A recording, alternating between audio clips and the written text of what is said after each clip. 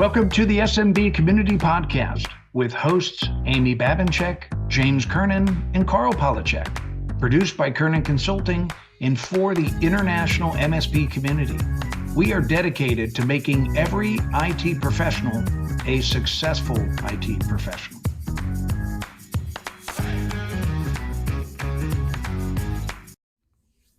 Today's SMB Community Podcast is brought to you by Huntress Managed Security.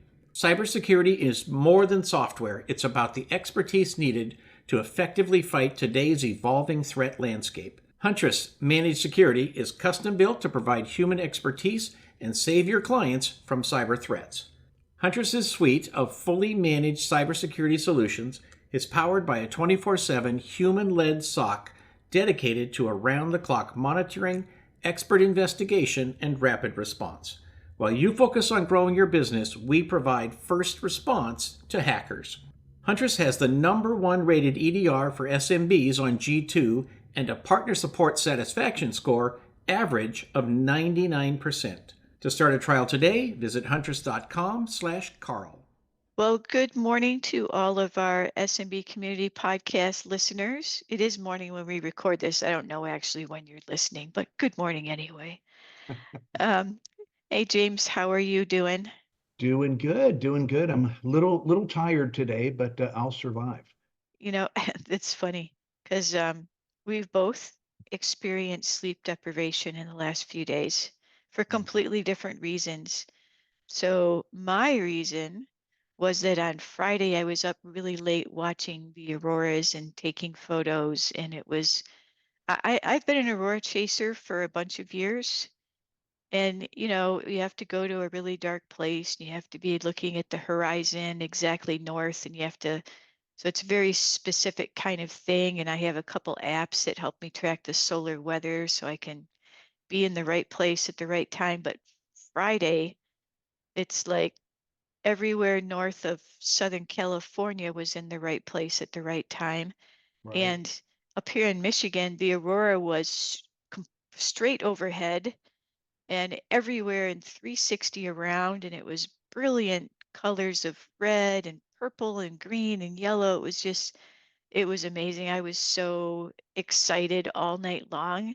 And even the next day, I was still pumped the next day. I was just happy, happy, happy all the time.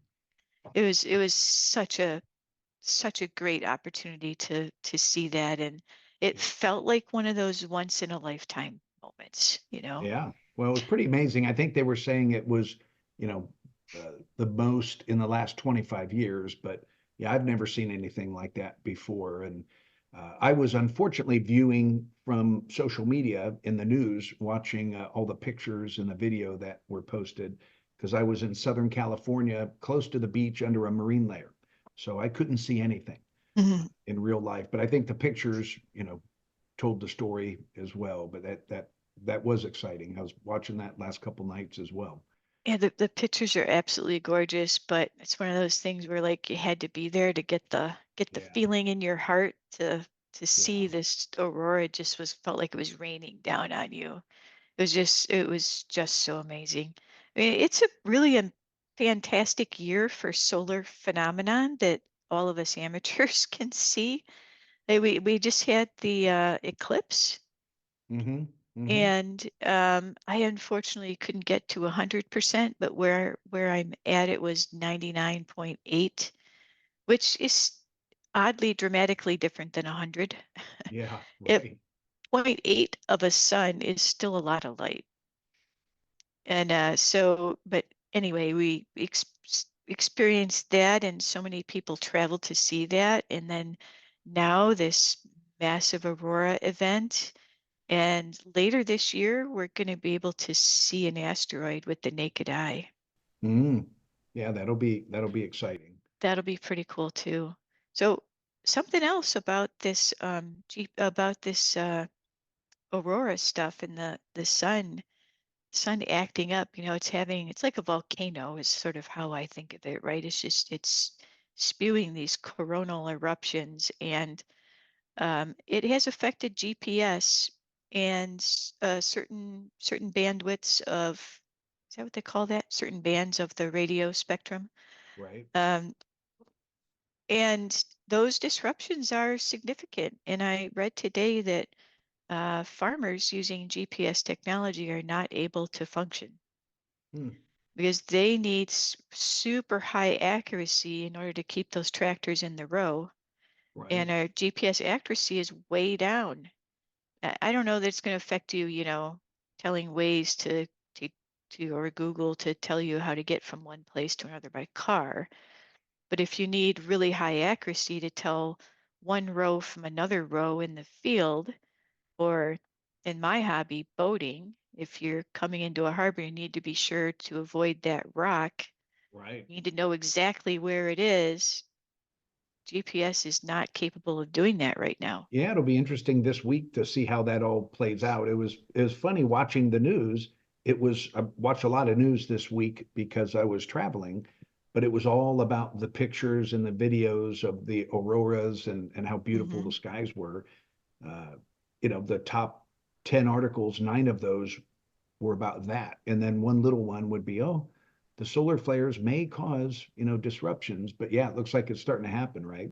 Yeah, it doesn't exactly match up with when the auroras are in the sky, right? So, and it's expected to continue for the rest of the week. So, Okay. yeah, so definitely look out for that. In your GPS, it actually tells you what its accuracy is. So if you've never looked at that, take a look at it and it will tell you how many feet or meters your GPS is accurate within at this very moment. Yeah, could be significant. So avoid the rocks, I think. Yeah, avoid the rocks and make sure Right. you stay in your corn row. Hey, so that's why I didn't get any sleep. Haven't you gotten any sleep? I was on the road. I actually spoke at SMB Techfest in Southern California last week. So My favorite show, actually. yeah, it's a great show. Met some amazing people, and it was fun. I was there actually. I kicked things off on the first morning, Thursday morning. And I spoke about the impact EOS can make on your business, regardless of the size of business you are. I gave several examples of successful implementations that I had been a part of. Some small, some large. But it was really a great session. Ironically, I had right as I came off stage, you know how sometimes you walk off and then you get immediate feedback from people. People will come up to you right away. One Hmm. guy was like, "Oh my gosh, I didn't know that this was the first session. I just started reading the book this morning." So it's pretty funny. But anyway, so that kicked things off. But there were some really interesting things. The next session there was a panel discussion, Amy, right up your alley on Microsoft Copilot. And we've spoken about the power of Copilot in some different use cases, but more and more MSPs are looking at Copilot as a service. So that was a really interesting session because there were some people that just came back from the big Microsoft show and they were sharing what they were learning, and it was all AI, it's all Copilot. So Right. that was really cool to hear about that. And then there Was were there some, any specific tips that they had? I mean, you and I talked about this, so maybe they're maybe we well, inspired them. yeah, you know what? I hope we did because I think you and I came up with the same conclusion. It's not nobody's going to get rich reselling Microsoft products, right? Right. But you Yep. can get rich on wrapping your consulting services around those products. Hmm. And Copilot and AI is so hot. Once you learn it internally, I very clearly see a huge opportunity for people to then demonstrate and show your customers how to use it in their business. And the panel discussion kind of ended up just saying, look, hey, everybody's going to be, all your competitors are going to be using AI and Copilot in their business. And that's who you're competing against. So do you want to be the MSP with no AI or the MSP with AI? Who are you going Right. to be and which one's better? So it's kind of interesting how they positioned that, but their big conversation was really around think of it more consulting as a consulting opportunity. So Yeah, I worry about MSPs and whether they're able to actually implement and take on those consulting opportunities. I think a lot of them know it's maybe something they should be doing. Yeah. Um, and I talked about this a little bit in my blog recently, trying to encourage MSPs to stop doing the things that made them successful and Hmm. start doing the things that are going to make you successful in the future. Future. Yeah. And oh, it's a big deal. It's a complete retooling of how you think of what an MSP does, because um, there hasn't been a lot of actual consulting going on in the Well, past. I think what most MSPs really struggle with, Amy, is they're just too small and they don't have the time or the bandwidth to learn a lot of these new technologies. And Hmm. I'll use Copilot as an example. This is something that's going to take some time. So you either need to dedicate time yourself or dedicate a team member's time. And we're all fighting for billable hours, and trying to increase your MRR.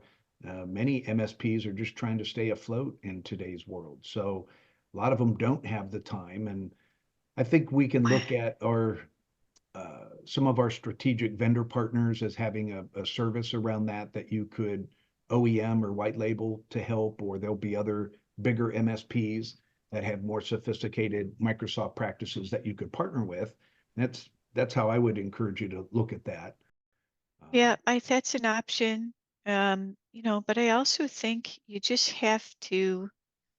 have to let go of some of this stuff, and you have to start hiring people with different skill sets. Yeah, I You agree. know, patching, this is something that MSPs are spending way too much time doing. I mean, in the past, patching was a big deal. Patches did go awry. Um, they really don't anymore. Hmm. Yeah, somebody's going to comment about some scenario they ran into, but it's edge cases when it happens now. It's not the most common Yeah. thing that happens when you put on a patch. So, let your RMM patch it, let Intune patch it, deal Hmm. with the exceptions, let the tools deal with the majority Yeah, of do the work. things, and save your staff time and invest it in stuff that clients are really going to want to pay you for, like helping Yeah. them really get going with AI. Because just like you said, are you the AI, are you the MSP that uses AI, or are you the MSP that is getting left behind? Your clients have that exact same Right. scenario. Right. And, our job as technology leaders should be to help Edu them take yeah, advantage, educate. educate them, train them, Yeah, be you the know. thought leaders of what they should be doing in their business. I mean, as Yep. consultants, that's our opportunity, or I always said our responsibility. But and then one other quick highlight, and there was a really good marketing session on Friday that caught my eye. Obviously, I heavily involved in marketing with a lot of my clients, and I speak about sales and marketing all the time. That was actually my second session on Thursday. I did a sales and marketing session. But what I liked about this session is they really talked about different campaigns. And we've talked about this on the community podcast, which campaigns are most effective, which ones get the most bang for the buck. And they were really highlighting, they went into several examples, but listen to this, you're going to fall out of your chair. Number one campaign from an effectiveness was good old email marketing. If it's done right, they were touting that email Hmm. marketing has the highest effectiveness of if it's done correctly. So, Wow. yeah, I thought that was interesting. But so anyway, that was it was great. Southern California was my old stomping ground, so I ran into tons of people I know, and they're just great people inside that community. So that was a lot of fun at TechFest. All right. Well, we have our MSP question of the week. And this week it is, how do you hold employees accountable for subpar performance? And man, if you've ever been an MSP owner, or really any kind of business owner, you have this problem. Right. Oh yeah. Yeah, it's a common thing that comes up in our really with any industry, but I hear this Mhm. is probably the second most asked question that I hear. The first one is, how do I get more first-time appointments, right? It's more of a marketing one, but this one I thought was interesting. And I just go back to, as leaders in our business, we're the ones responsible to define the culture. And the culture I always would tout would be kind of a real simple three-step process. Number one, set goals and expectations in writing with your team. Number two, uh, train your employees to meet and exceed your goals and expectations. So the training part is what often is missing. And then the third part is you can hold them accountable. And you have to go in that specific order. The training part, again, is something that I see most MSPs fall short, of proper onboarding training when they hire new people. And then ongoing, maybe quarterly or semi-annual trainings for skills development, policy review, just refreshers of, you know, here are things you should be doing. Yep. So it's, we need to do that. And then you can Yeah. hold people accountable. So what are your Right. Well, same as you, except that, um, you know, is when we get down to the accountability point, which, as you said, is the last thing that should be happening. Um, we get down to that point. The way that I did it is, um, I guess, I'm always looking for ways for things to sort of uh, manage themselves with as little right? interaction from me as possible, because as an MSP owner, there was just infinite number of things I could be doing. So, at the high level, I need to let my employees know where they're at relative to the goals. Yeah, And that was public information, right? yeah, Every employee knew where everybody else was on the goals. And I know that happens a lot in sales, but it should also be happening in tech, right? We had a goal of absolutely. 80% utilization rate. And the way that my MSP was structured, every month they got a kind of a running start on that from the MRR, but they also had responsibilities to generate additional hourly consulting rate type work. Because Right. it fits right in with our previous conversation, right? Yeah. We did each employee did a mix of that type of thing. Amy, how Um, did you communicate or share that information? Did you have like a digital dashboard up in the help desk so people could see it, or did they get daily reports? um, they got a weekly report from the manager. Okay, It good, just sent out to everybody like, here's where we're at, right? perfect. Uh, and then they could always look at it in the Themselves. ticket recordings, because whether it was MRR ticket they were working on or consulting ticket or project ticket they were working on, they could see all of that information in the ticket system. Yeah, So, yeah, making it visible to your employees, because it comes to the end of the month, we'd be like, hey, what happened? You didn't hit right, your number. Or celebrate, you know, right. when they do hit it. 80% is hard to hit. So, but we always wanted to see it, we always wanted to see that number to be, up there. And when it was exceeded, it was celebrated. And if it was really short for some reason, it was like, why? What happened? Yeah, What can we do to help you get it back up there? Because I it's not love that you. acceptable. Yeah, I love that you shared the numbers with the entire team because what happens then is it's that good old peer pressure. Yeah. People's, pride and work ethic. They want everybody wants to do good, and then if all the numbers are visible to everybody, I think they're going to try harder. I know Yeah. I know I did in my environments. So I think that's a great point. Good for you. Well, it also, it also helps you as your manager understand where everybody's at. And if somebody's consistently underperforming, then Yeah, you got to figure out why. Is there a training issue, or are they just not working out? Do they need to go work for somebody else? Sometimes that happens. Sometimes they're just not a good fit for your business. The thing you do have to do, though, is if you have somebody who's consistently underperforming, you do have to do something and Yeah, hold them accountable for that. Because if you don't, it's the case of, one bad apple will spoil the bunch, yeah, because they exactly. are all seeing those numbers. So if somebody's continuously lousy and the rest of your staff feels like nothing's being done about that, right? I'm working harder than they're working.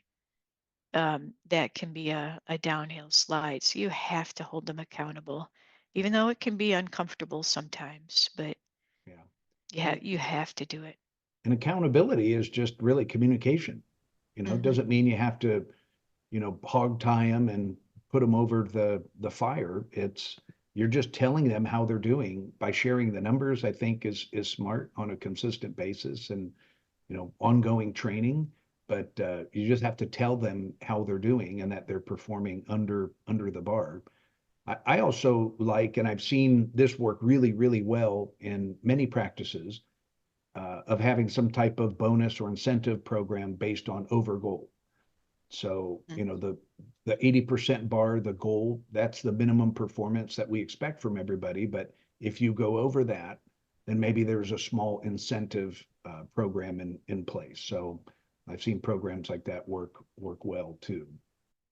All right, well, let's talk about the significant cyber attack that happened this week. Our healthcare, and I actually thought that there were some rules of war, rules of combat in Right. cyber, that said, yeah, you really shouldn't be attacking healthcare, um, especially these uh, really big systems like Ascension, who was attacked. And I know, in war, there's sometimes not rules, but I have seen, depends on who's doing it. I have seen some of these attackers roll it back and say, "Oh, we're sorry, we didn't realize that you were a hospital consortium, Yeah. and we don't want to cause people to die." But whoever these attackers were, don't even have that bit of morals. Yeah, and it was sad because I mean it's a big hospital network. It looks like they're based It's in St. huge. Louis, but they've got over 140 hospitals in 19 states through the Midwest and 40 additional senior living facilities. And I guess the cyber attack looks like it was diverting ambulances from different hospitals. So it was kind of playing games with them. And I mean, you don't need an ambulance unless there's an emergency. And if you're a bad actor out there diverting that, I mean, it doesn't get any uglier than that. So that's No, pretty sad. that's awful. Hey, I read a statistic tangentially related to this that I think is important for everyone to know. I read that 95% of businesses that experience a ransomware attack involve local law enforcement. Whoa. So you know, they are considering these people to be criminals, right? I know we all changed our language from bad actor to criminal a little while ago, and it has had the desired effect, right?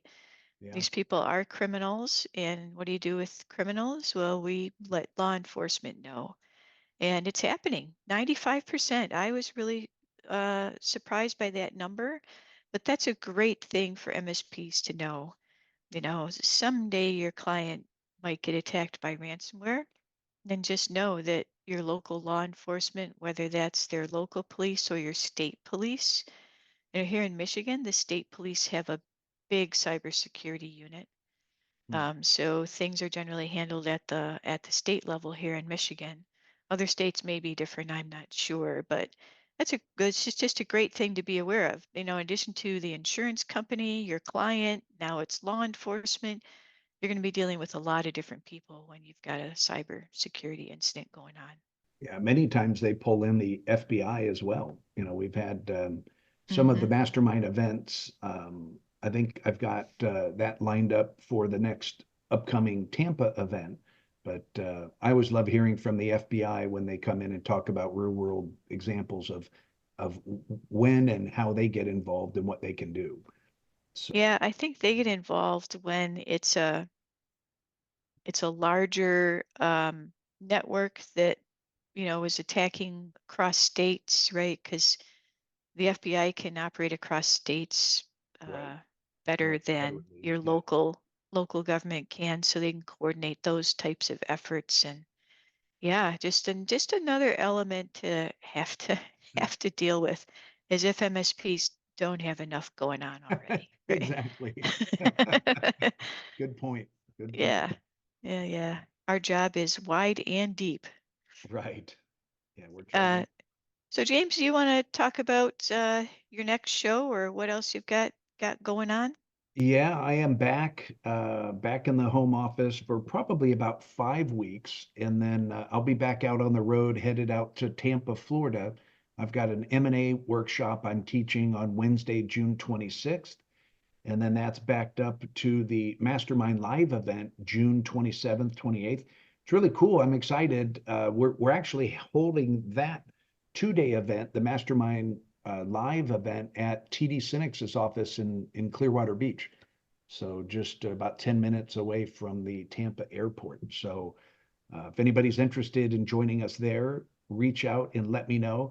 If you say SMB Community Podcast, I will give you a free ticket. So reach out to me with SMB Community Podcast. You'll get a free ticket. It's a $299 value. And we'd love to see you. And Amy, I think you're going to be there talking about some cool stuff. I'm going to be there. Yep, we're going to be talking about Copilot, and I tend to get into some of the nitty gritty, so we'll do a little high level stuff, but we're gonna dive in because I can't get past my techie heritage. All It's right. How, how many what I like to do. how many cat slides are in your deck so far? Ah, I don't know. Yeah, I have a reputation with people that come to your events for having a lot of cats in my deck. I'll have to make sure I throw some in. Yeah, we need at least one or two. All right.